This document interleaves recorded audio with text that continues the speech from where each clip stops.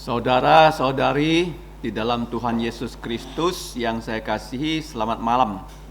Sebelum kita memulai kebaktian kita, mari yang membawa HP silakan dinonaktifkan dan mari kita menenangkan diri. Kita akan menghampiri hadirat Allah kita yang kudus. Mari kita memuji Tuhan dengan pujian Tuhan berada di bait sucinya.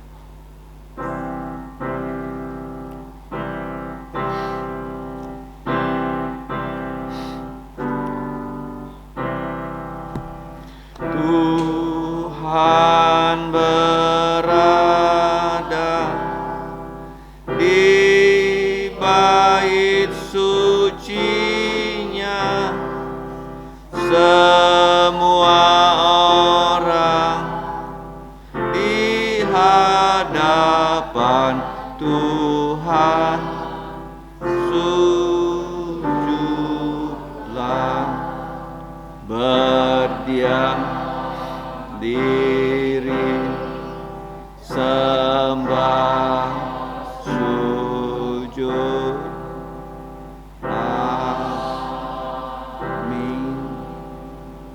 Firman Tuhan yang melandasi kebaktian kita dari Roma 5 ayat 18. Sebab itu, seperti oleh satu pelanggaran, semua orang beroleh penghukuman. Demikian pula oleh satu perbuatan kebenaran, semua orang beroleh pembenaran untuk hidup. Mari kita berdiri. Pujian kita yang pertama adalah nomor 11. Terpujilah nama Allah.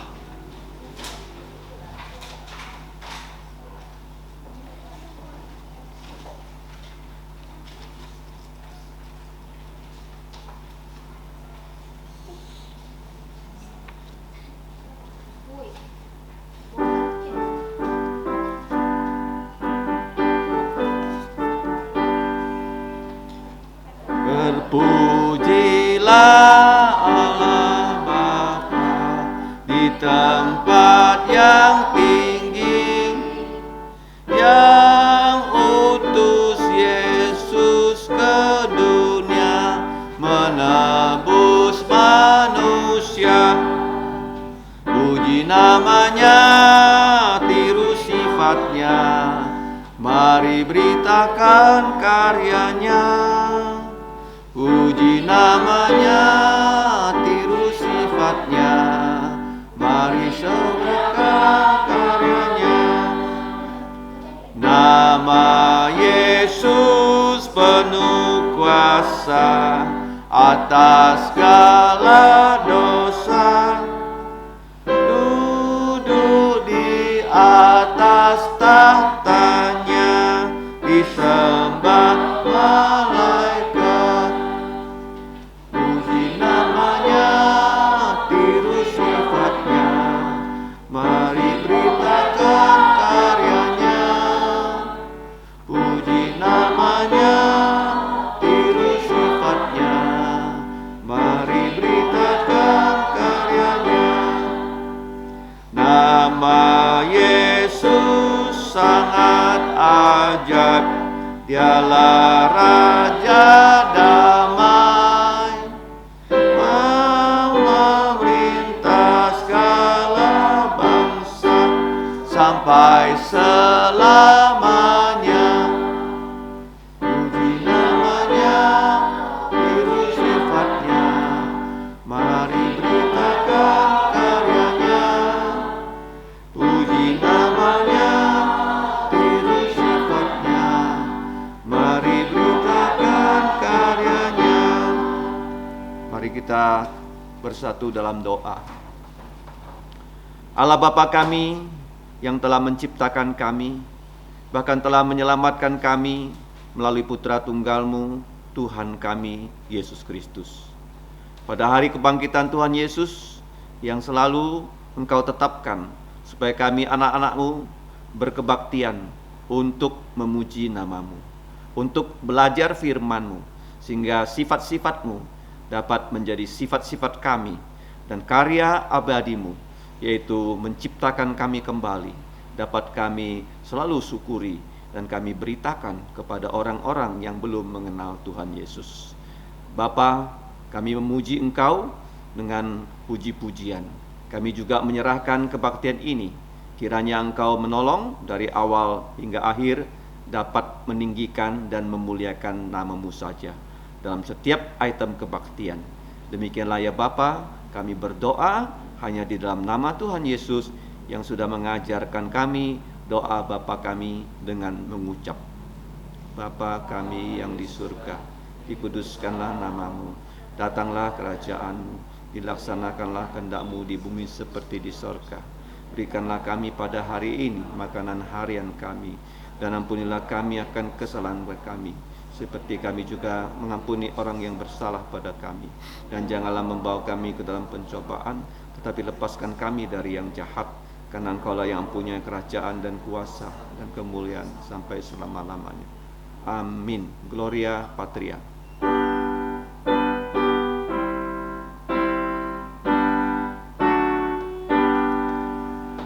Hormat diberi untuk Allah Putra dan Roh Kudus, dari mula sampai sekarang dan seterusnya termulia. Amin. Saudara-saudari, silakan duduk. Mari kita membuka kitab suci dari Roma pasal 5 ayat yang ke-12 sampai ayat 21. Kita akan membaca secara bertanggapan. Saya akan memulai, ditanggapi, kemudian 3 ayat terakhir kita akan membacanya bersama-sama. Roma 5 ayat 12 sampai 21. Kalau firman Tuhan ini sudah terbuka di depan mata kita, kita akan memulai bacaan bertanggapan ini. Roma 5 ayat 12 sampai 21.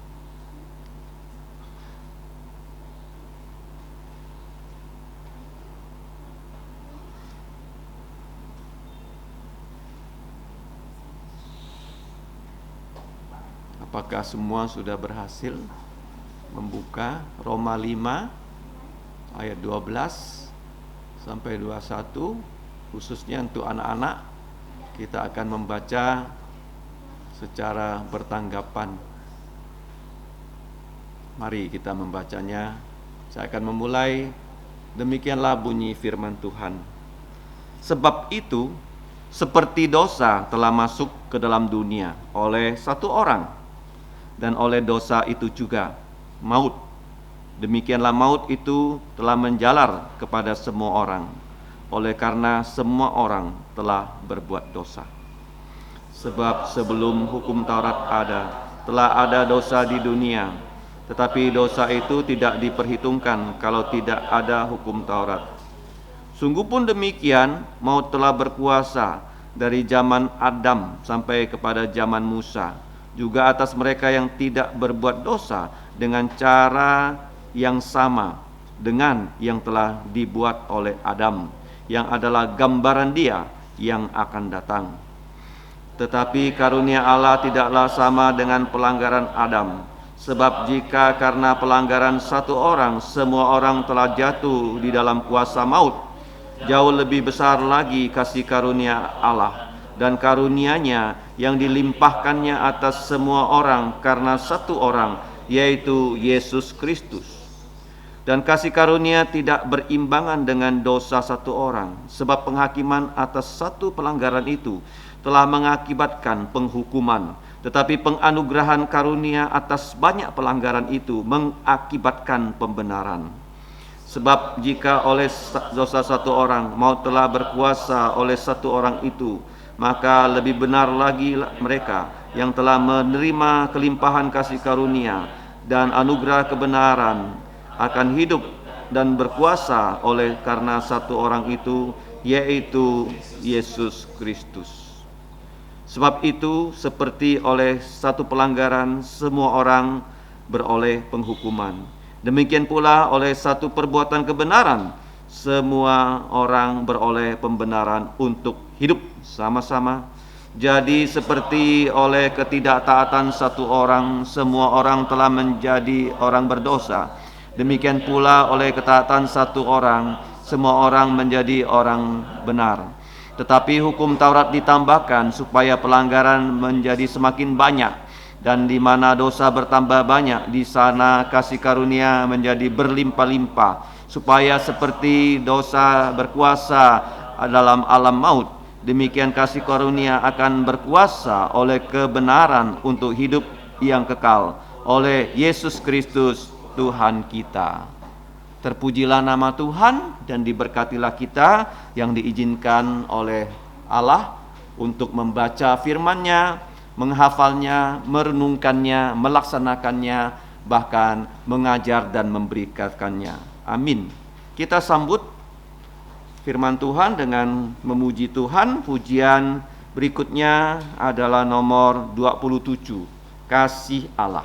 27.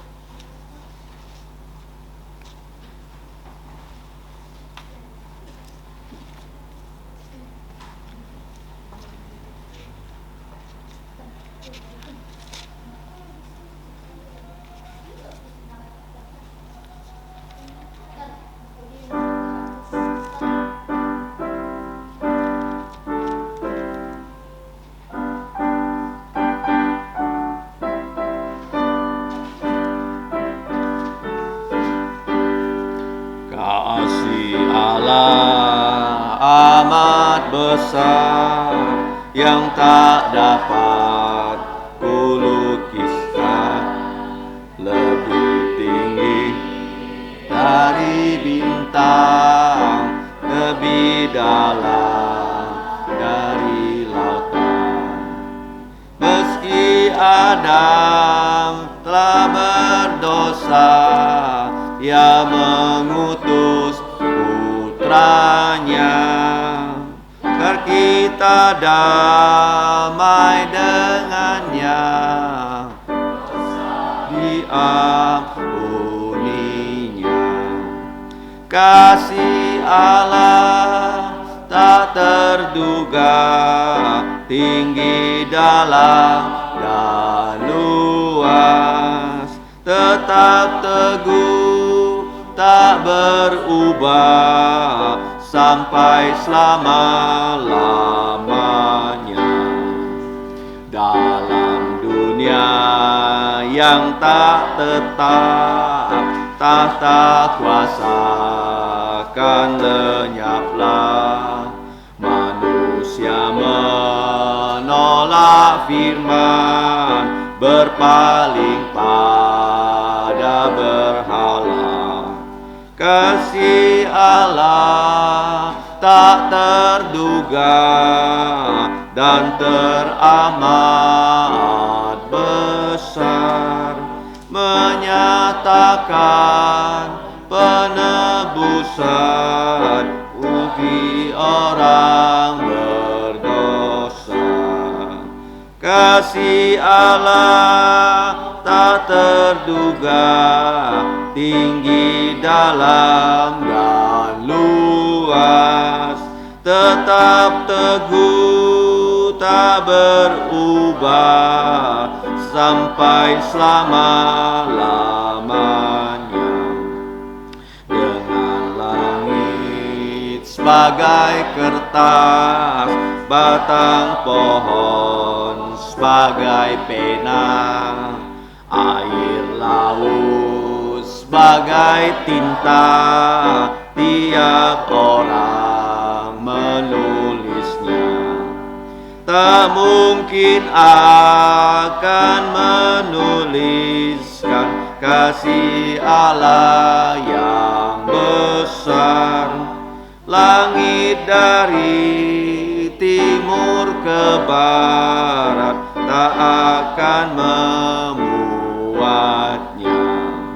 Kasih Allah tak terduga, tinggi dalam dan luas, tetap teguh, tak berubah sampai selama-lamanya. Mari kita memasuki perjamuan Tuhan. Silakan membuka Alkitab kita dari Injil Matius pasal 26 ayat 26 sampai ayat 30. Matius 26 ayat 26 sampai 30.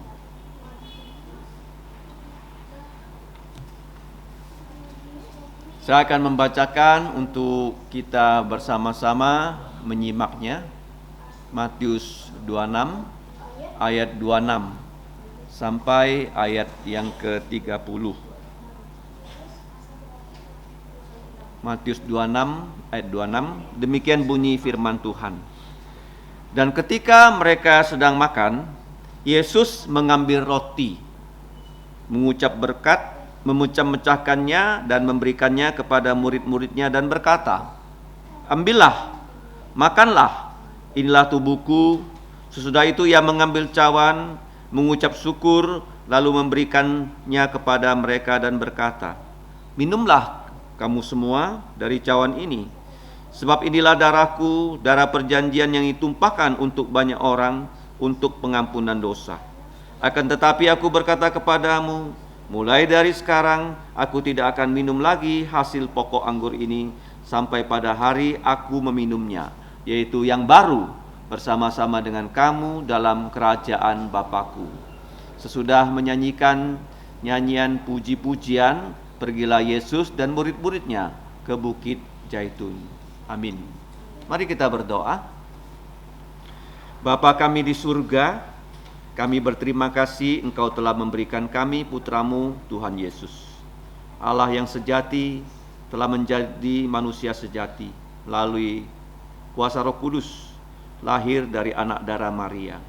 Melalui Tuhan Yesus, kami mempunyai wakil yang sempurna untuk mentaati seluruh hukum-hukum-Mu. Bahkan kami memiliki wakil yang tanpa dosa, yang rela menanggung semua dosa kami untuk disalibkan. Dengan darahnya, seluruh dosa kami bisa dihapuskan.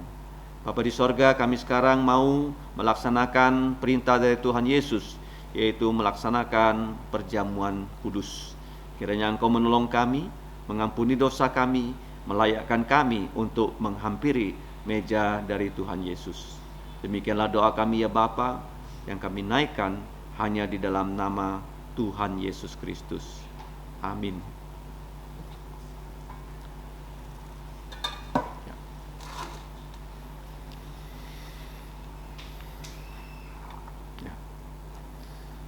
Seperti firman Tuhan yang tadi kita baca, di sini ada roti.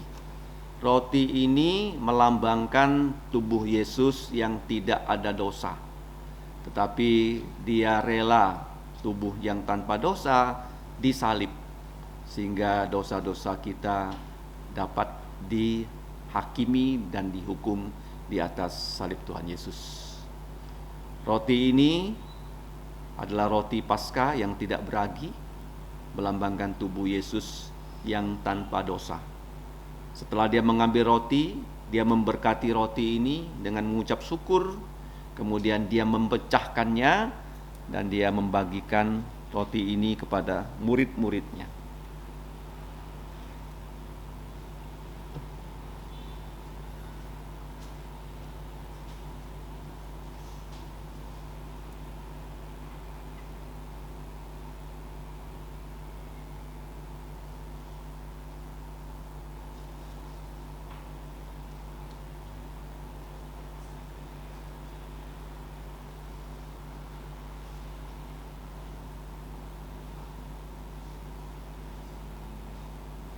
Setelah roti sudah di tangan saudara-saudari, silakan berdoa di tempat kita masing-masing, supaya semua dosa-dosa yang sudah kita lakukan dapat dihapus dengan darah Tuhan Yesus.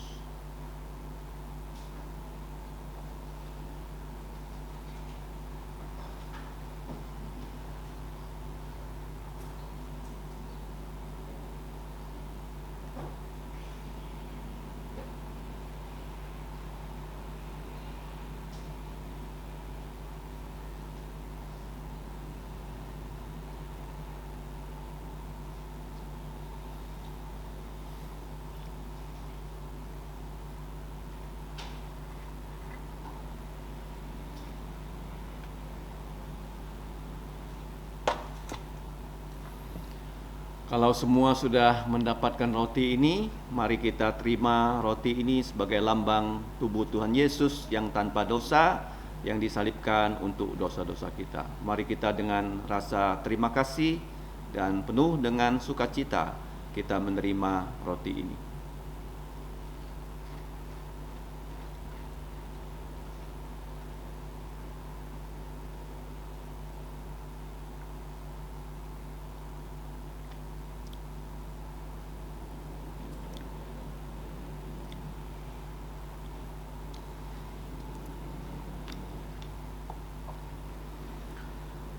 Sesudah itu Tuhan Yesus mengambil cawan.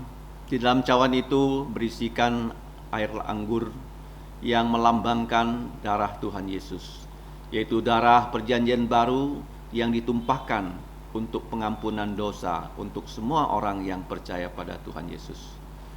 Di tangan kita sudah ada cawan. Tuhan Yesus setelah mendapatkan cawan ini, dia mengucap syukur dan dia membagikannya kepada murid-muridnya. Sebelum kita menerima cawan ini, mari kita berdoa di tempat kita masing-masing supaya kita dihapuskan dosanya dengan darah Yesus.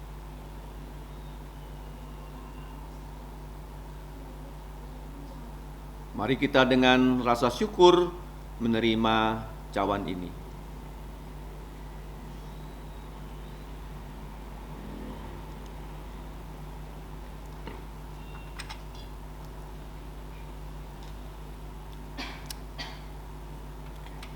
Kita berdoa. Bapa kami di surga, kami sungguh berterima kasih atas kerelaan dari putramu Tuhan Yesus, meninggalkan tahta mulia, datang ke dunia yang penuh dengan penderitaan untuk menanggung semua dosa kami. Ya Bapa, dengan pengorbanan Yesus, kami dapat diselamatkan. Dan kami bersyukur bahwa Tuhan Yesus bukan hanya mati, tapi dia dikuburkan, bangkit pada hari ketiga, menampakkan diri. Dan dia kemudian naik ke sorga. Dia memerintahkan kepada semua muridnya untuk melaksanakan perjamuan Tuhan Yesus ini di gereja-gereja yang Tuhan Yesus dirikan di seluruh permukaan bumi. Kami bersyukur ya Bapa, bahwa perjamuan kudus ini sudah kami laksanakan pada malam hari ini. Kami menyerahkan kehidupan kami, supaya kami juga rajin memberitakan Injil dan menantikan kedatangan Yesus yang kedua kali dengan melayani Engkau. Demikianlah doa kami ya Bapa, ampunilah dosa kami dalam nama Tuhan Yesus. Amin. Silakan duduk.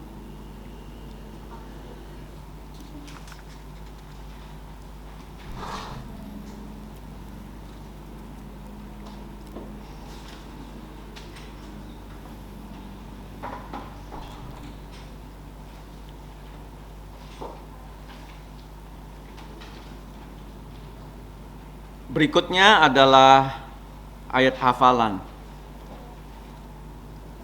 Ayat hafalan kita seperti ayat pembukaan kebaktian dari Roma 5 ayat 18. Kita akan bersama-sama menghafalnya sebanyak 3 kali.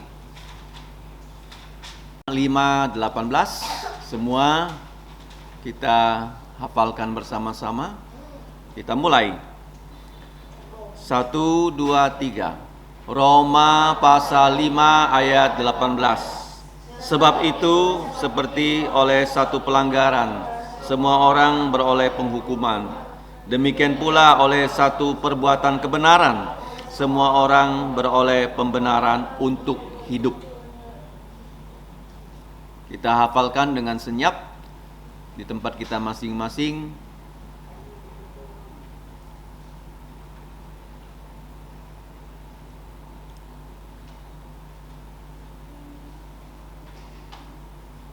Tiga, dua, satu. Roma pasal 5 ayat 18. Seperti oleh satu pelanggaran semua orang beroleh penghukuman, demikian pula oleh satu perbuatan kebenaran semua orang beroleh pembenaran untuk hidup.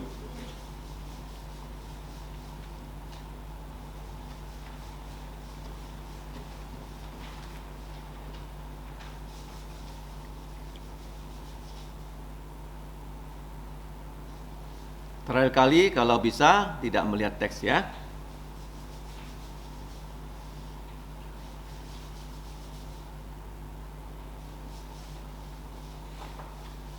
Tiga, dua, satu. Roma pasal 5 ayat 18. Sebab itu seperti oleh satu pelanggaran semua orang beroleh penghukuman, demikian pula oleh satu perbuatan kebenaran semua orang beroleh pembenaran untuk hidup. Amin. Kalau belum hafal di rumah harap dihafalkannya dari warta gereja ini. Selanjutnya mari kita melihat warta gereja, yaitu pertama-tama ya, gembala sidang dan seluruh hamba Tuhan, pengurus gereja mengucapkan selamat tahun baru di tahun Tuhan 2024. Ya, semoga Bapa kita di sorga yang selalu yang memberikan kita pertumbuhan iman dan memberikan kita semangat supaya kita dapat lebih rajin lagi belajar firman dan melayaninya.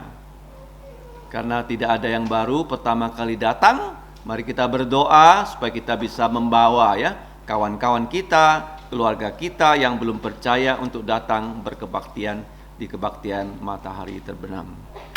Selanjutnya mari kita memberikan persembahan kita dengan memuji Tuhan. Pujian nomor 26. Mulia untuk Allah, nomor 26.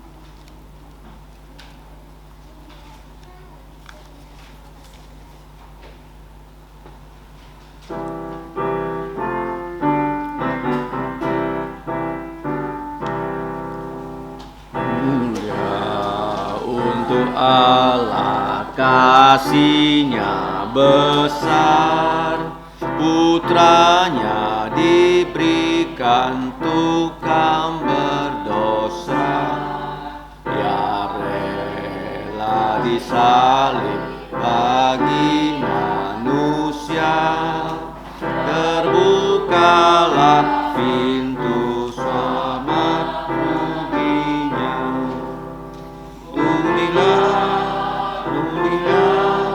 Dengarlah sabdanya, pujilah, umat bergiranglah, menghadap Allah di antar putranya, yana penebusan mulia baginya.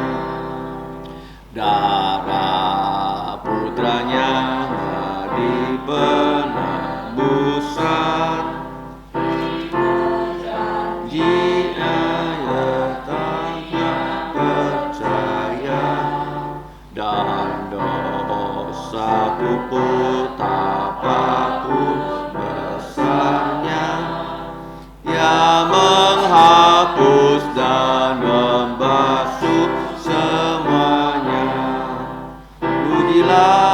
Pujilah, dengarlah sabdanya. Pujilah, umat bergiranglah, menghadap Allah di antar putranya, genaplah penebus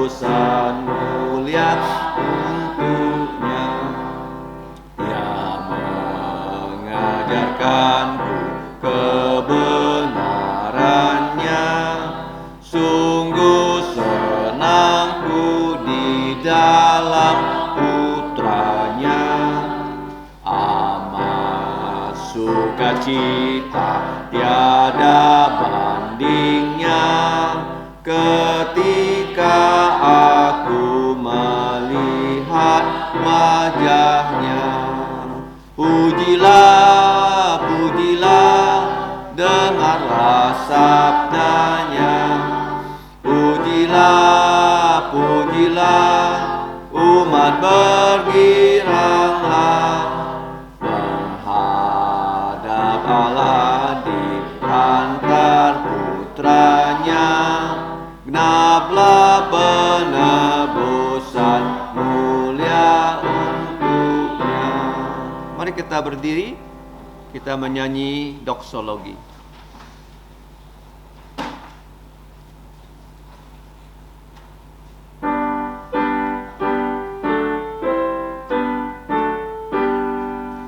Puji Allah sumber berkat, puji Dia ciptaannya, puji Dia para malaikat, Bapa, Putra dan Roh Kudus.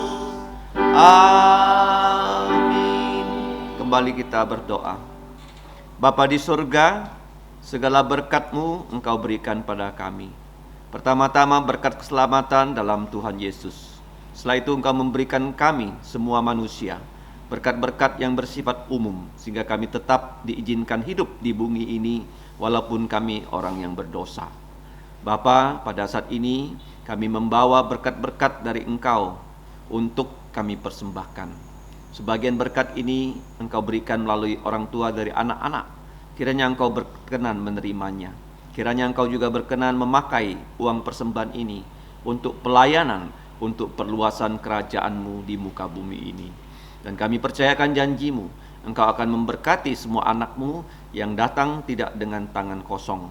Kami juga berdoa untuk orang tua anak yang memberikan mereka uang, sehingga mereka dapat membawa persembahan. Semua mereka, orang tua anak, dapat percaya Tuhan Yesus dan diselamatkan.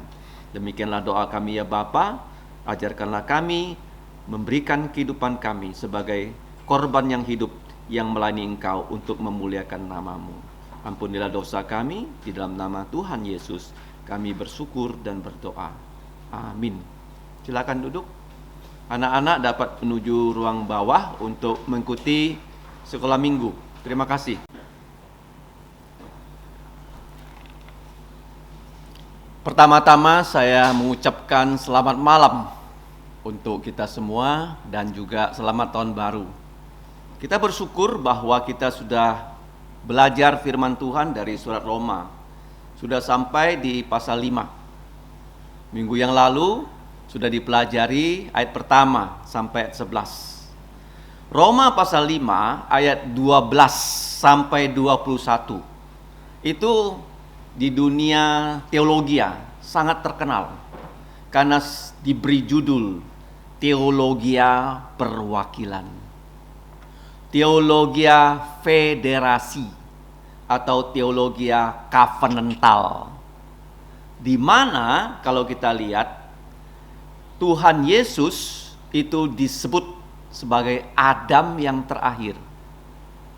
Karena kita tahu ada Adam yang pertama yang Tuhan ciptakan dengan spesial, karena dia satu-satu manusia yang tidak punya bapak, tidak punya ibu. Dia adalah manusia sempurna. Dalam Kejadian pasal 1, pasal 2, Tuhan mengambil debu tanah, membentuk tubuhnya Adam, dan setelah itu Tuhan menghembuskan napas hidup kepada Adam, sehingga dia menjadi manusia yang sempurna, punya tubuh dan punya roh. Rohnya itu adalah seturut gambar dan rupa Allah. Kalau kamu belajar bahasa Tionghoa, ini hurufnya ini. Cao. Tuhan mengambil tanah, membentuk tubuh Adam diwakili mulut, menghembuskan nafas, sehingga dia menjadi manusia yang hidup. Cao. Makanya orang Tionghoa harus belajar bahasa Tionghoa. Paham? Jauh ini menciptakan. Bahasa aslinya namanya bara. Menciptakan dari yang tidak ada menjadi ada. Kalau kita membuat sesuatu perlu bahan baku. Kalau Allah tidak perlu bahan baku. Nah, kita lihat ya, Adam yang diciptakan dengan sempurna, diberi dunia yang sempurna di Taman Eden. Tidak ada manusia yang pernah merasakan kehidupan sempurna seperti Adam dan Hawa. Semua yang mereka perlukan tinggal mereka ambil. Nggak perlu mereka berjeli lelah mencari nafkah. Tetapi kita tidak tahu kenapa Adam berapa lama dia jatuh dalam dosa. Nah, kita tahu dosa pertama bukan terjadi di bumi, tetapi terjadinya di mana? Di surga. Malaikat-malaikat memberontak kepada Allah, sepertiga malaikat diusir dari Allah, ya, oleh Allah dari surga, sehingga mereka berada di angkasa setan dan roh-roh jahat. Adam ya mengikuti ketidaktaatan dari siapa? Iblis. Sehingga apa yang terjadi? Semua orang sudah jatuh dalam dosa. Nah, ini tercatat dalam Kejadian pasal 1, pasal 2, pasal 3. Dan semua manusia sudah berdosa, sudah kita pelajari dalam Roma 3:23. Semua orang sudah berbuat dosa dan kehilangan kemuliaan Allah. Makanya semua manusia kita dapat beri gelar, siapapun dia, orang Indonesia, orang Amerika, orang Afrika, kita sebut sebagai di dalam Adam. Kalau tidak percaya Yesus, tetap di dalam Adam. Nah, kita lihat ketika Adam dan Hawa sudah jatuh dalam dosa, karena Adam itu adalah perwakilan dari semua manusia. Makanya Roma 5:12-21 disebut sebagai doktrin perwakilan, doktrin federasi, doktrin covenantal dalam teologi reform. Nah, sehingga waktu Adam berdosa, semua yang lahir dari Adam pasti berdosa. Karena semua manusia lahir dengan dosa bawaan, diturunkan oleh Adam kepada semua keturunannya, dari mulai Kain sampai pada hari ini. Tetapi waktu mereka sudah berdosa, Tuhanlah yang datang mencari Adam. Tuhan ketika datang di tengah hari, dia bertanya pada Adam, "Adam, di mana engkau?"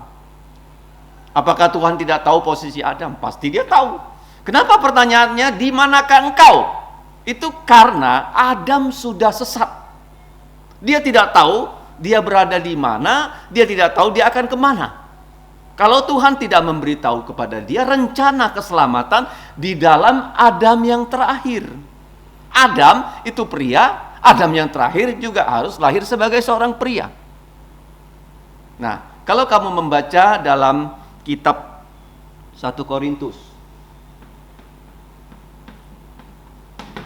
pasal 15, Adam yang terakhir adalah Tuhan Yesus Kristus. Tuhan Yesus Kristus, dia hanya punya ibu yang bernama Maria, seorang gadis, seorang perawan yang masih muda, umurnya belasan tahun. Tetapi karena kuasa Roh Kudus, rahim yang harusnya kosong, karena perbuatan ajaib dari Allah Roh Kudus, maka Yesus dikandung dalam kandungan rahim perawan dan lahir dari anak darah Maria. Sehingga Yesus bisa lahir sebagai manusia tanpa dosa. Nah, Yesus siapa dia? Dia adalah Allah yang sempurna. Matius 1. Kemudian dia menjadi manusia sempurna. Makanya gelar Yesus selain Adam yang terakhir, dia adalah God-man. God-man, 100% Allah, 100% manusia. Kenapa dia harus menjadi manusia? Dia harus menjadi wakil dari kamu dan saya. Sebagai Adam yang terakhir, dia adalah wakil. Nah, seperti negara kita, negara Indonesia, saya ingat di zamannya dulu Pak Harto, kalau ikut pertandingan olahraga di tingkat Asia Tenggara, pasti nomor 1 loh. Medali emasnya paling banyak. Tapi di zaman sekarang kalau kamu lihat ya, pertandingan olahraga Asia Tenggara, Indonesia tuh jarang bisa nomor 1 loh. Ya, sudah lemah kita. Nah, Indonesia tidak semua orang bisa ikut tanding, bukan?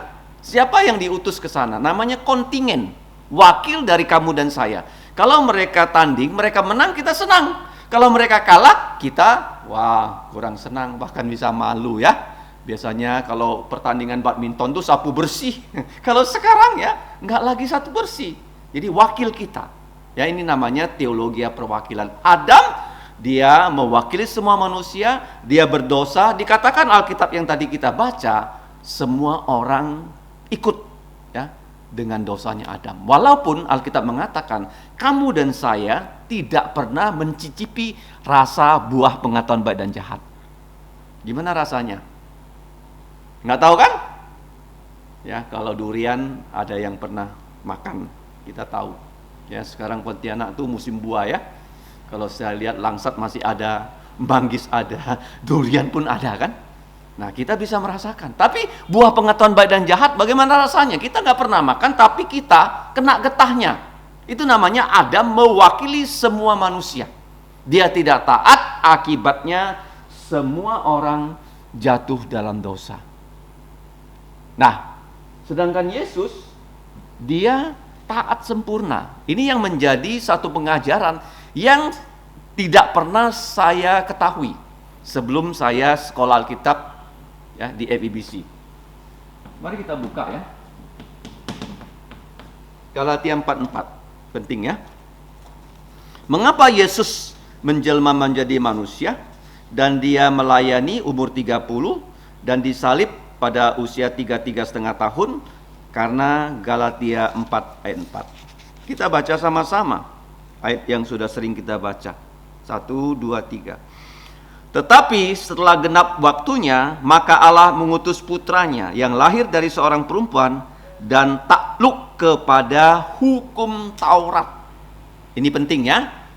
Adam kenapa dia berdosa? Karena dia tidak takluk kepada perintah Allah.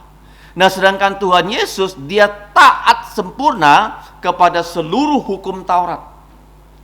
Nah, di dunia ini hanya ada 2 macam agama.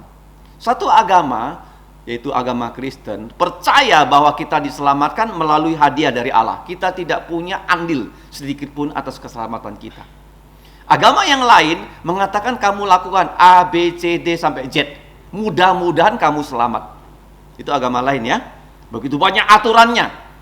Nah, kalau kita lihat Adam waktu dia berada di Taman Eden, dia kalau taat kepada perintah Tuhan, dia sudah selamat loh. Seluruh manusia selamat. Ya, tidak ada yang jatuh dalam dosa. Waktu digoda oleh iblis, Hawa menolak, Adam menolak, maka semua manusia yang lahir dari Adam dan Hawa sudah punya hidup yang kekal, tidak perlu lagi jatuh dalam dosa. Makanya itu dinamakan perjanjian kerja di Taman Eden. Manusia masih bisa bekerja ketika tubuh mereka sempurna dengan menolak pencobaan dari iblis.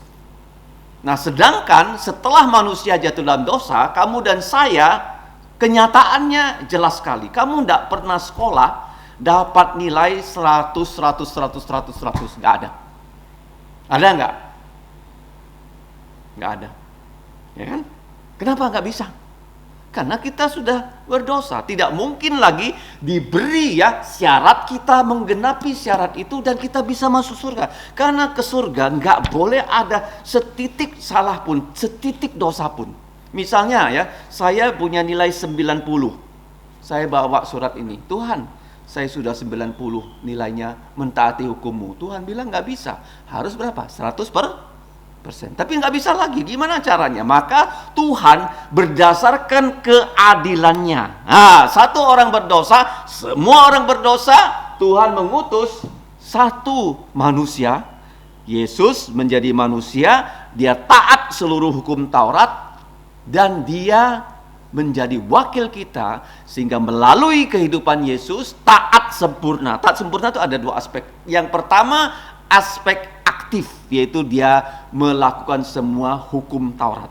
Contohnya, pada saat Yesus umur 8 tahun, dia disunat. Ya kan? Sudah sering saya jelaskannya kenapa disunat pada hukum 8 hari kan? Orang Arab disunat belasan tahun, Abraham disunat 99 tahun. Kenapa 8 hari? Karena pada usia 8 hari, darah bayi sudah bisa membeku seperti orang dewasa. Sehingga kalau disunat tidak membahayakan nyawanya. Jadi Yesus disunat pada hari ke-8. Kemudian Yesus waktu dia menyembuhkan orang kusta, dia mengatakan kepada orang kusta, kamu jangan bilang sama siapa-siapa dulu kamu sudah sembuh. Kamu harus pergi ke Yerusalem, ke hadapan imam, dan imam yang bisa membuktikan bahwa kamu sudah sembuh. Karena dalam Imamat pasal 13-14 di situ diberitahu oleh Tuhan bagaimana memeriksa orang yang sakit kusta. Karena kusta pada zaman itu tidak ada yang bisa menyembuhkan kecuali Allah. Jadi kalau imam sudah periksa kamu sudah sembuh, kamu persembahkan korban, nah baru kamu bisa dinyatakan sembuh oleh iman dan kamu baru bersaksi sesuai dengan hukum Taurat. Ingat ya, waktu Yesus disalib, dia menyerahkan siapa? Hukum kelima. Apa bunyi hukum kelima dari 10 hukum? Hormatilah ayahmu dan ibumu supaya lanjut umurmu di tanah yang Tuhan berikan kepada engkau. Hukum ke-5. Yesus menyerahkan siapa? Maria kepada Yohanes. Kenapa kepada Yohanes? Kenapa enggak kepada adik tirinya? Yaitu Yakobus, Yudas, Yoses, Simeon. Kenapa tidak? Karena keempat adik-adik tirinya belum percaya pada dia. Enggak bisa diserahkan tugas ini, sehingga dia serahkan kepada muridnya yang paling muda yang bernama Yohanes. Jadi Yesus, bagaimana cara dia menyelamatkan kita? Jangan hanya kita katakan, oh dia mati untuk dosa-dosa saya. Itu hanya 50%. 50% sebelumnya adalah dia taat, aktif melaksanakan seluruh hukum Taurat. Mewakili kita. Kita nggak mampu lagi. Yang kedua, Yesus taat secara pasif. Secara apa? Pasif. Di mana ayatnya? Baca di rumah, Yesaya 53. Yesaya 53. Dia seperti anak domba yang disembelih tanpa keluar suara. Dia seperti induk domba yang diambil bulunya, tidak keluar suara. Kamu tahu waktu Yesus diadili, dia tidak banyak bicara. Waktu Yesus disalib, hanya 7 kalimat yang keluar dari mulut Yesus loh. Paham ya? 3 kalimatnya sudah doa. Pertama, tengah, dan yang terakhir. Dia berdoa. Paham? Dia bisu seperti anak domba Paskah yang disembelih. Karena dengan darahnya dosa-dosa kita bisa dihapus. Adam tidak taat, membuat semua manusia jatuh dalam dosa, dan Yesus, Allah sejati, menjadi manusia sejati. Dia taat dengan sempurna, sehingga sebagai ketaatan sempurna Yesus membuktikan apa? Yesus tidak ada dosa. Sehingga dia satu-satunya yang bisa menanggung semua dosa kita. Yesus tidak ada dosa. Dan waktu dia disalib, dosa seluruh dunia ditanggungnya. Jadi kalau semua manusia mau percaya pada Yesus, semua manusia masuk surga loh. Tetapi apa yang terjadi di dunia ini? Tidak banyak orang percaya Yesus. Mengapa begitu? Ya, ini seperti di musim tahun baru dan Natal.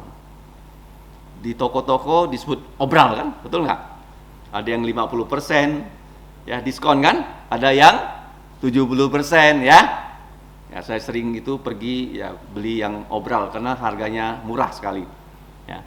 Tetapi apakah semua orang bisa menikmati dagangan obral? Tidak kan? Kalau kamu nggak beli, kamu nggak bisa.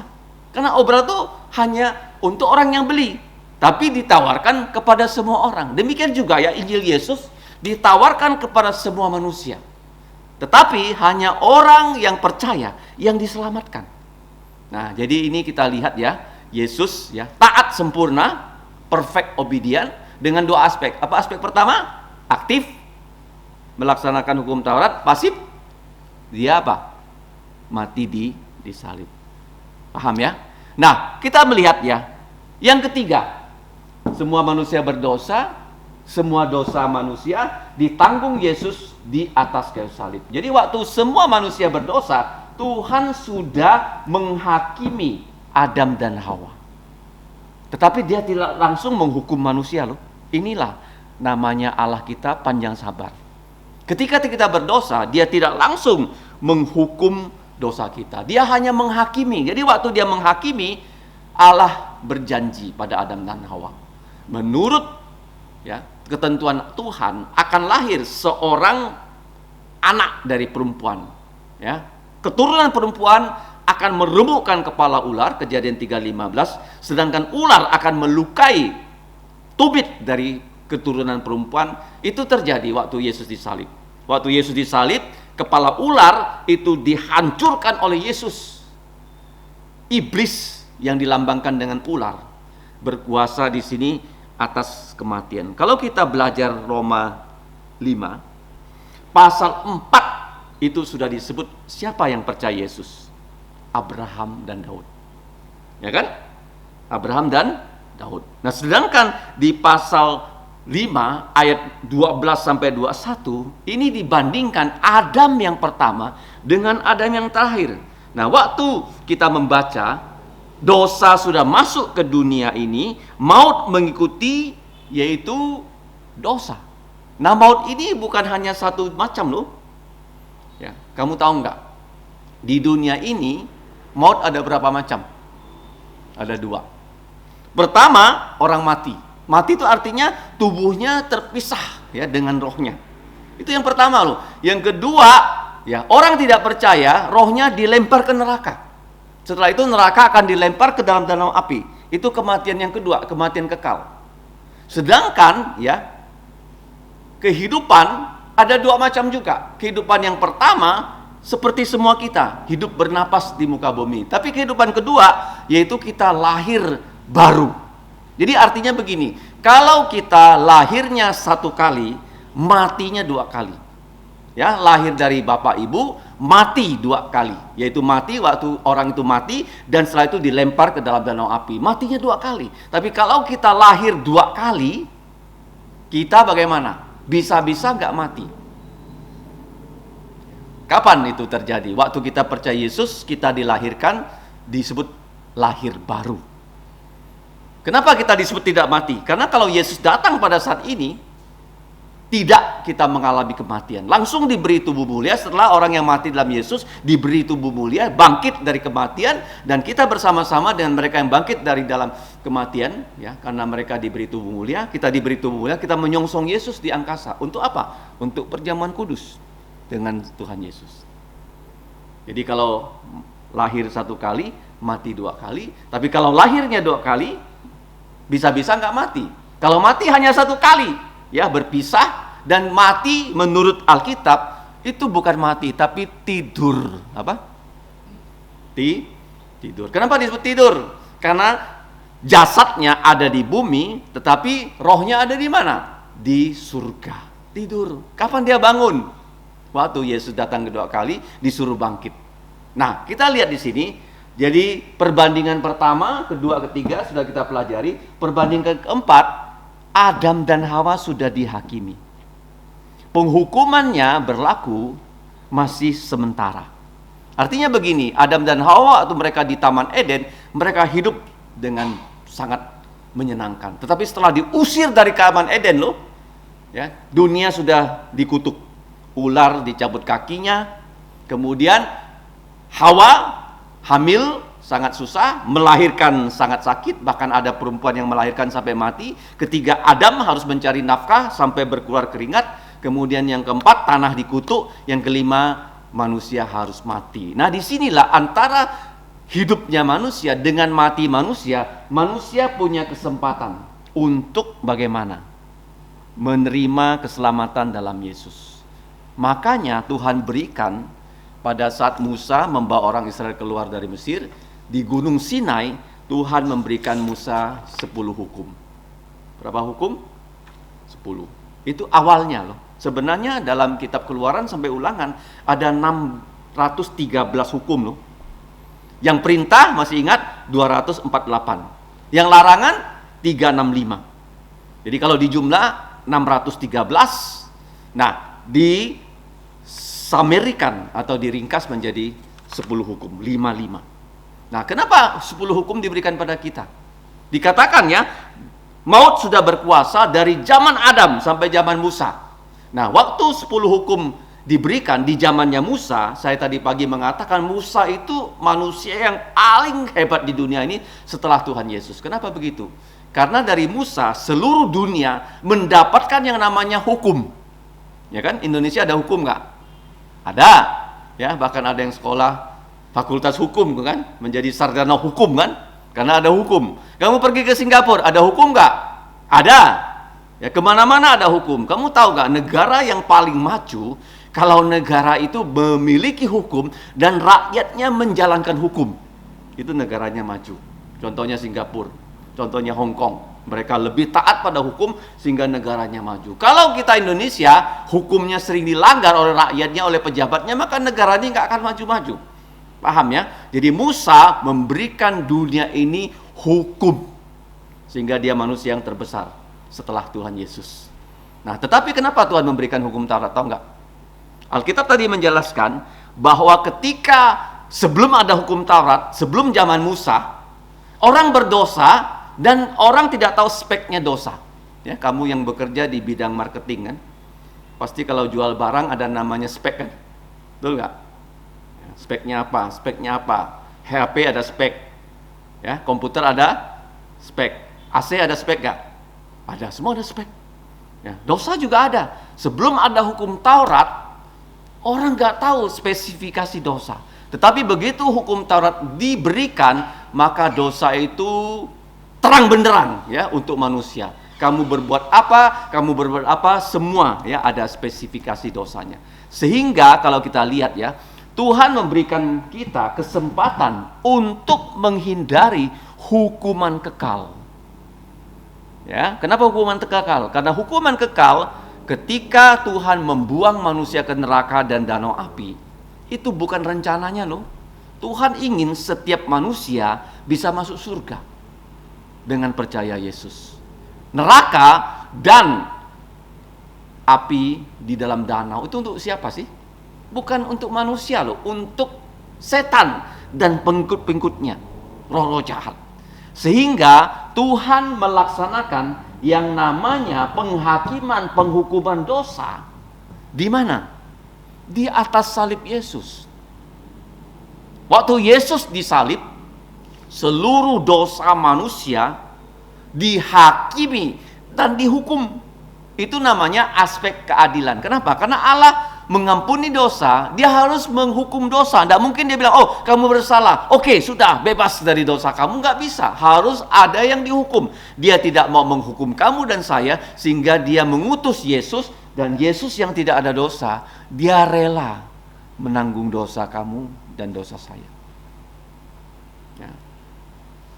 Pertanyaannya, sudah belum kamu sungguh-sungguh datang pada Yesus loh? Bilang sama Tuhan Yesus, Tuhan Yesus, saya orang berdosa, ampuni dosa saya. Dan saya percaya darah-Mu yang mengalir di atas salib bisa menghapus dosa. Dan satu-satunya cara untuk menghapus dosa adalah dengan darahnya Yesus. Tidak bisa kita berbuat baik, dosa kita dihapus. Tidak bisa kita berbuat amal, dosa kita dihapus. Tidak bisa. Hanya dengan darah Yesus. Kalau tidak ada penumpahan darah, tidak ada pengampunan dosa. Makanya tidak ya, heran di setiap tempat ada yang namanya korban kan?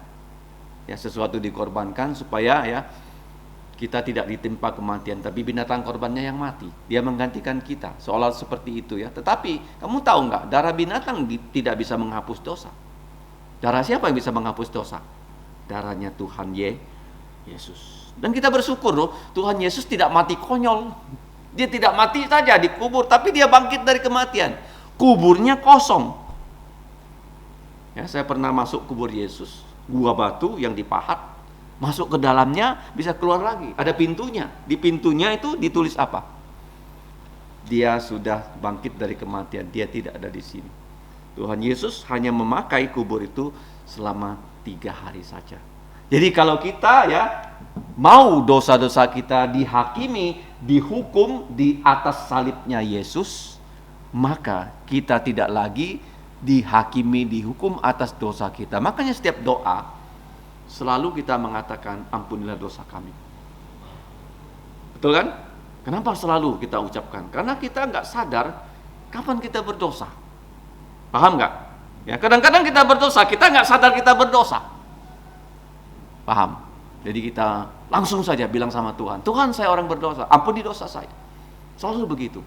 Dan dia selalu mau mengampuni dosa kita. Kenapa? Karena ada darah Yesus yang bisa menghapus dosa kita. Makanya dalam ayat yang tadi dia baca, ada dikatakan, di mana dosa merajalela, di situ anugerah pengampunan dosa dari darah Yesus tersedia melampaui dosa kita. Ya, kalau kamu lihat dari sejarah Alkitab, sejarah gereja, orang yang paling jahat pada akhir hidupnya bisa bertobat. Dan orang nggak bisa bayangkan loh, seperti siapa? Di perjanjian lama, raja ya, yang paling jahat namanya Manasa. Dia berbuat dosa, melawan ya, perbuatan orang tuanya. Orang tuanya baik, Raja Hizkia. Tapi Manasa ini, ya semua yang baik dibuat Hizkia, dibalikkannya. Sehingga apa? Tuhan menghukum dia, dan Manasa ini sebagai raja ditangkap, dibuang ya ke luar negeri. Tetapi kamu tahu nggak? Pada akhir hidupnya, dia percaya Yesus loh. Aneh kan? Orang yang jahat seperti itu bisa bertobat. Di perjanjian baru, siapa dia? Saulus. Dia begitu jahat, selalu membenci orang Kristen, selalu mau menangkap orang Kristen, selalu mau membunuh orang Kristen. Tapi di tengah jalan, Tuhan Yesus datang menangkap dia, sehingga dia diselamatkan. Itu artinya apa? Kamu ya, kalau bertemu dengan orang, kamu jangan khawatir, wah mukanya kelihatan jahat, kelihatan dia berjenggot, kelihatan dia sangat membenci orang Kristen. Kamu nggak berani kasih tahu dia tentang Tuhan Yesus. Ya, siapa tahu ya, kalau kita beritahu dia tentang Tuhan Yesus, dia bisa percaya kepada Tuhan Yesus. Jadi kita lihat ya, yang keempat, penghakiman dan penghukuman dosa sudah terjadi di atas Tuhan Yesus. Nah, kalau di sini orang menolak ya, menjadikan Yesus sebagai wakilnya, dia tetap di dalam Adam. Tapi sekarang kalau orang percaya Yesus, dia menerima Yesus, dan orang itu tidak disebut lagi di dalam Adam loh, di dalam Tuhan Yesus Kristus. Kamu simak ya, selalu saya mengucapkan kata-kata pertama saya, saudara-saudariku di dalam Tuhan Yesus Kristus. Apakah dengan menyebut kamu saudara-saudari itu ya, mengecilkan posisi kamu? Tidak. Orang Indonesia itu suka sebut pak gitu. Padahal Alkitab tuh bukan loh. Pak kita satu, Pak siapa? Bapak surgawi. Makanya saya sangat alergi dengan orang Pak Pipo gitu. Ya, saudara-saudari di dalam Tuhan Yesus Kristus. Kalau kamu yang menyebut dia Bapa, melalui siapa? Di dalam Tuhan Yesus Kristus. Itu sebutan paling terhormat loh. Mengerti nggak? Kalau saya panggil kamu saudara-saudari di dalam Tuhan Yesus Kristus, artinya kamu ini adalah pangeran, putri-putri dari kerajaan sorga. Lebih dari Pak Pipo. Ya, di mana-mana saya sering suka ya dengar ini Pak. Kalau dia dipanggil Pak, seolah-olah dia hebat gitu.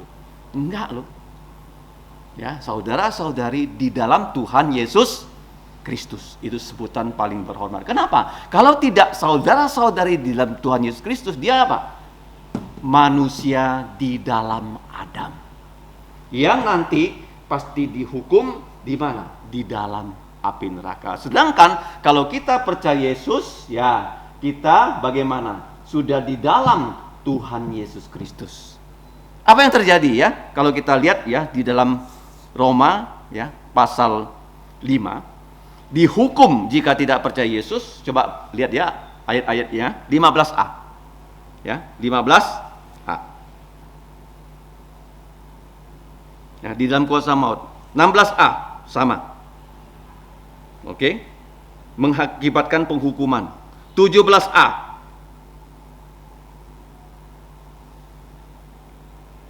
Oke. Jika oleh dosa satu orang maut telah berkuasa. Ya, kemudian 18a sama. Ya. Satu orang menyebabkan penghukuman semua orang. 21a. Ya. Seperti dosa berkuasa dalam alam maut. Jadi dikatakannya di dalam Adam penghakiman penghukuman dosa ayat 15a, 16a, 17a, 18a dan 21a. Di dalam siapa? Adam. Tetapi di dalam Tuhan Yesus Kristus, kamu lihat kata Yesus Kristus, Tuhan Yesus Kristus itu membuat 3 hal terjadi yang pernah saya bicarakan. Yang pertama 16b, apa itu? Mari kita baca 16a, dan kasih karunia tidak berimbangan dengan dosa satu orang, sebab penghakiman atas satu pelanggaran itu telah mengakibatkan penghukuman. Nah, tetapi penganugerahan karunia atas banyak pelanggaran itu mengakibatkan pembenaran. Ini bahasa Indonesianya pembenaran. Sebenarnya bahasa aslinya itu adalah pembenar adilan, dikaiosune, justifikasi. Ya. Ini apa? Saya tulis ya supaya 16b. Justifikasi. Ya, sekali kita percaya Yesus, kita beriman, kita dinyatakan benar dan adil dalam pengadilan Allah. Diketok palunya, ini bahasa pengadilan, bahwa kamu yang berdosa tidak berdosa. Kenapa? Karena sudah dihapus dosa kamu dengan darah Yesus. Yang kedua, kalau kita lihat ya pada ayat 17b. Apa yang diajarkan 17b? 17b, sebab jika oleh dosa satu orang maut telah berkuasa oleh satu orang itu, maka lebih benar lagi mereka yang telah menerima kelimpahan kasih karunia dan anugerah kebenaran akan hidup dan berkuasa oleh satu orang itu, yaitu Yesus Kristus. Itu namanya apa? Kita hidup berkuasa atas apa?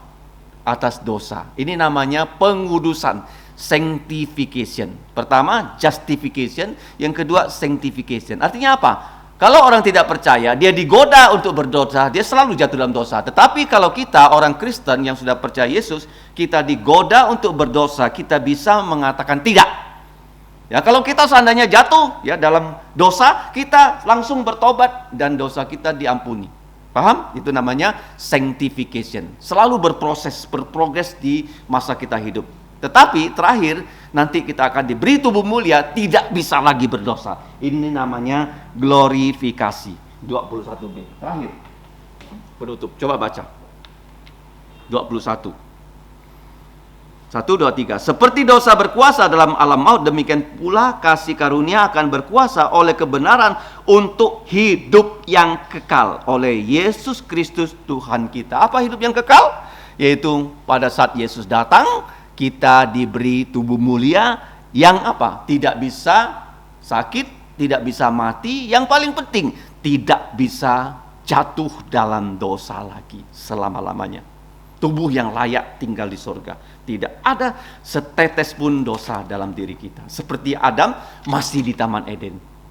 Seperti Yesus yang menjadi manusia tetapi tidak ada dosa. Jadi malam ini kita sudah membandingkan secara kontras antara Adam yang pertama dengan Adam yang terakhir. Kalau kita tidak percaya Yesus, gelar kita apa? Di manusia di dalam Adam. Kalau sudah percaya Yesus, bukan Pak Pipu ya, apa? Saudara, saudari di dalam Tuhan Yesus Kristus. Adam diciptakan sempurna, dia tidak taat, sehingga semua manusia berdosa. Kenapa semua manusia berdosa? Karena dia wakil dari kita. Ya, makanya agama Kristen kok bisa ya percaya Yesus selamatkan? Ya betul. Satu orang berdosa, semua berdosa kan? Adam berdosa, kita ikut berdosa. Yesus ya menyelamatkan kita. Kita percaya dia, ya kita selamat. Adil nggak? Agama Kristen adil tidak? Satu orang berdosa, semua ikut berdosa. Satu orang menyelamatkan, semua selamat. Hukumnya ini satu-satu. Oke? Kemudian Yesus 100% Allah menjadi 100% manusia, dia taat. Taat apa namanya? Taat sempurna. Berapa aspek? 2. Aktif dan pasif. Aktifnya Galatia 4:4, pasifnya Yesaya 53. Sehingga dia yang tidak berdosa menanggung dosa seluruh manusia. Dan dosa kita dihakimi di atas kayu salib. Kalau orang yang berdosa dihakimi tapi langsung tidak dihukum oleh Allah, dia menantikan orang bertobat. Kalau tidak bertobat, maka dia akan dihukum secara kekal dalam danau api. Tapi kalau kita bertobat, kita tidak lagi manusia di dalam Adam, tapi kita adalah ciptaan baru. 2 Korintus 5:17, kita mengalami hidup yang berkuasa. Apa hidup yang berkuasa? Bukan saya jadi presiden ya. Apa hidup yang berkuasa? Bisa menang atas pencobaan. Paham? Kalau dosa datang menggoda, saya bisa bilang, oh enggak mau. Kalau orang yang tidak percaya Yesus nggak bisa. Begitu dia aja berdosa, senang lu, ayo kita berdosa. Tapi kalau sudah percaya Yesus, nggak bisa. Ya, kita hidup karena sudah dijustifikasikan. Ayat berapa? 16b. Apa itu justifikasi? Allah sebagai hakim, dia ketuk palu. Kamu orang berdosa, tapi tidak berdosa. Kenapa? Karena dosa kamu sudah dihapus dengan darah Yesus. Paham? Yang kedua, apa buktinya kita sudah tidak diadil lagi, dihakim lagi? Karena kita hidup kudus. Apa yang bisa membuat kita kudus? Darah Yesus. Yang kedua, dorongan Roh Kudus. 3, Alkitab. 4, kita mau bertobat. Sanctification itu progres, berlangsung secara progresif selama kita hidup. Yang terakhir, kita diberi hidup yang kekal. 17b, 21b, kita punya tubuh mulia yang tidak akan berdosa lagi. Waktu Yesus datang kedua kali. Ini Alkitab mengajarkan apa? Teologi apa? Perwakilan, teologi federasi, teologi covenantal. Roma 5 ayat 12 sampai 21. Sebelumnya pasal 4 contohnya Abraham Daud, sekarang contohnya siapa? Adam pertama dan Adam yang terakhir. Mari kita berdoa. Bapa di sorga, kami bersyukur untuk firman-Mu, di mana putramu menjadi putra manusia, sehingga melalui keselamatannya yang diberikan kepada kami dapat hidup yang kekal. Kami diterima oleh Engkau menjadi anak-anak-Mu, sehingga kami adalah saudara-saudari dalam Tuhan kami Yesus Kristus, dan kami memanggil Engkau sebagai Bapa. Kami bersyukur Engkau memberikan kami wakil yang sempurna, yaitu Tuhan Yesus, yang sudah menjadi juru selamat dunia, tetapi menjadi juru selamat kami secara pribadi. Tolonglah kami ya Bapa, bukan hanya kami percaya, tapi kami mau juga membawa Injil Yesus kepada mereka yang belum percaya, sehingga mereka bisa percaya pada Tuhan Yesus. Demikianlah doa kami, ampunilah dosa kami dalam nama Tuhan Yesus. Amin. Kita berdiri, kita bernyanyi pujian kita yang terakhir, nomor 120, Pimpin ke Kalvari. 120.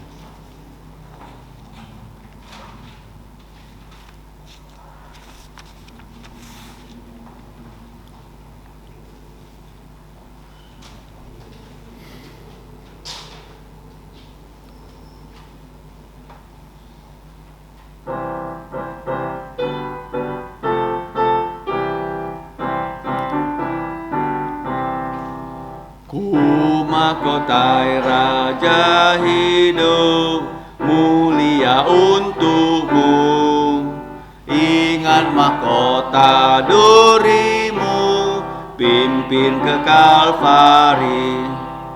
Tak ku lupa Getsemani, tak ku lupa sengsaramu, tak ku lupakan kasih-Mu, pimpin ke Kalvari. Ya terbaring dalam kubur, murid pun bersedih, malaikat berjubah putih jaga di samping-Mu. Tak ku lupa Getsemani, tak ku lupa sengsaramu, tak ku lupakan kasih-Mu, pimpin ke Kalvari. Maria di pagi hari datang ke kuburmu, namun kosonglah kuburmu, Engkau telah bangkit. Tak ku lupa Getsemani, tak ku lupa sengsaramu, tak ku lupakan kasih-Mu, pimpin ke Kalvari.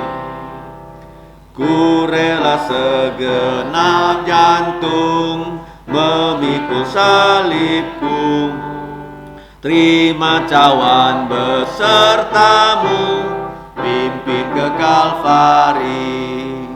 Tak ku lupa Getsemani, tak ku lupa sengsaramu, tak ku lupakan kasih-Mu, pimpin ke Kalvari. Mari kita berdoa.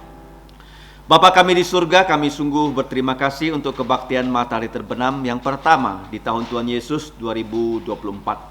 Kami sebentar lagi akan pulang ke rumah kami masing-masing ya Bapa. Mohon Engkau menolong kami menjadi murid Yesus yang baik, menjadi anak-Mu yang baik sehingga nama-Mu dimuliakan. Dan kami percaya akan segala berkat rohani yang telah Engkau sediakan kepada kami dan segala berkat jasmani bukan hanya untuk kami terima, tetapi akan juga kami sharingkan kepada mereka yang ada di sekitar kami. Kiranya berkat-Mu turun ke atas kami. Kiranya kasih karunia dari Tuhan kita Yesus Kristus dan kasih dari Allah Bapa, bahkan persekutuan dan Roh Kudus menyertai kita semua dari hari ini sampai selama-lamanya. Dalam nama Tuhan Yesus kami berdoa. Amin. Amin. Amin. Amin. Amin. Saudara-saudariku, silakan duduk. Doa teduh. Tuhanmu memberkatimu dan melindungimu.